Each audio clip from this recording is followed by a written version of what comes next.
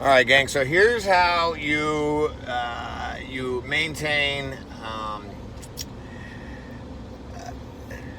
not getting addicted to pain medicine if you're in pain in the United States. It's really simple. Okay, doctor prescribed me something that was a little too strong. Okay, morphine. I've got to get some nerves burning my spine. Long story. But it's too strong, and the United States, I guess it's a normal thing for people to keep their pills or sell them, or I'm no stranger to what people do as far as with pain medicine and why it's so regulated. I understand it, I get it, but when somebody's legitimately in pain, they're having a tough time actually getting their medication, or if it's too strong, getting something a little less strong, a little weaker, because they have an active script. So here's the solution, because I just pulled back up to my doctor's office. Here's the solution. Okay, these morphines are too strong for me, and I'd like something different, so I don't walk around with my head in a fog, and I don't create an opiate addiction. So here is my morphine right there. You can see morphine, the 15 milligram extended release tablets. Okay, they're all right there. And I'm going to walk into my doctor's. You can see I'm at Las Vegas Pain Institute right here behind me. And I'm going to return these to my doctor. And that way I don't have an active script. And he's going to give me something that's not as strong. And if people would just do this, then there wouldn't be such an epidemic and people dying. If people would just be honest with their doctors, people that are legitimately in pain, would be able to get the treatment that they want, instead of these doctors feeling like their hands are tied and not being able to take care of pain management properly, because there's too many people that they won't return these things. They'll keep them in their medicine cabinet. Kids will get a hold of them, or they'll sell them to their friends, or whatever it is. At the end of the day, you're going to end up with an opiate addiction. That's what's going to happen. And what it does is, a person like me that got, really, I'm going to have surgery on my spine. I can't get what I need because I'm worried about, the doctor's worried about overprescribing for the symptoms that I actually do have. So I'm gonna do the right thing. I'm gonna take my morphine sulfite. Let's see if I can get in there. Morphine sulfite, 15 milligram extended release. I'm gonna take them and return them. So let's go do that right now. All right. So as you can see, I'm walking into the Las Vegas Pain Institute, and this is the proper way to dispose of your opiates without creating an opiate addiction, and for people like me that can get the relief that they actually need.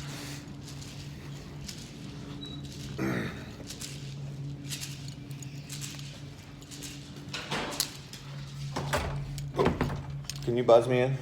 Thank you. Okay. What's up, man? Hey, there he is. What's up, man? Hey, how you doing? Doing all right. Okay, so I'm still filming.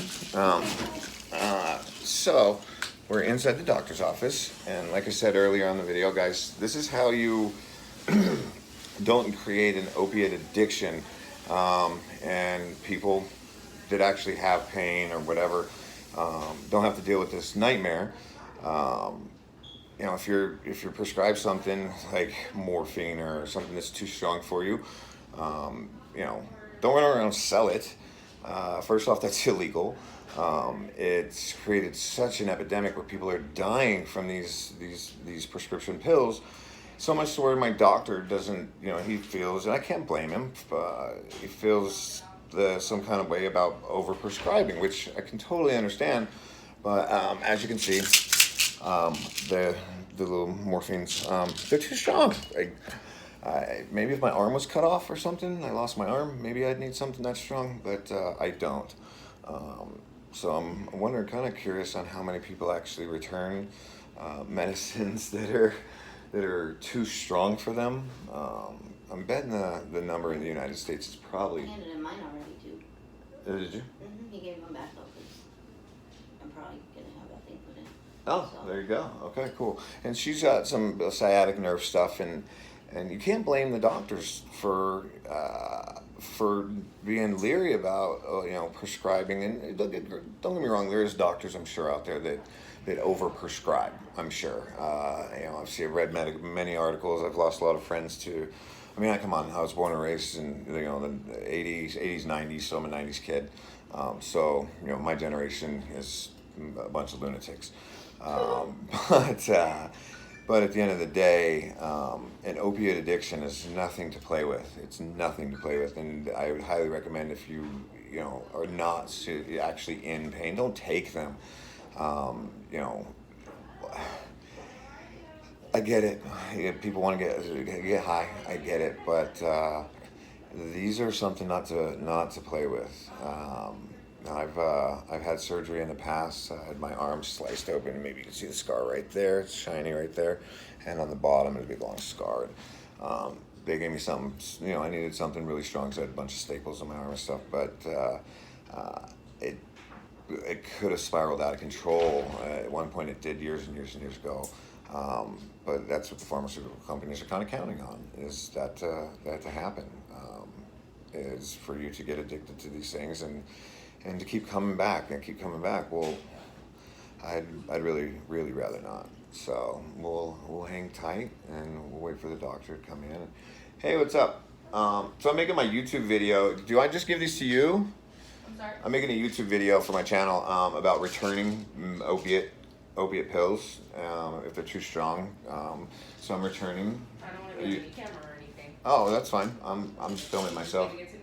Yeah. Just, you want to give those? So this is how you return pills that are too strong, and not create an addiction for yourself. So let's now see what the doctor has to say about my condition and what I actually need. It's not gonna put me into la la land like morphine does. Or take you out of the permanent la la land you're in. Oh man, I'll tell you what, those things. I took one the first day they gave them to me. I felt like I wanted to pull my hair out, and then I read about them and their extended release. I'm like, oh my god, I wanted to pull my hair out all day long. So, anyways, that's how, guys. You don't create an opiate addiction for yourself, and doctors could actually treat people for how they're supposed to be treated, and there wouldn't be this epidemic. So stay safe, stay sober, and catch you later.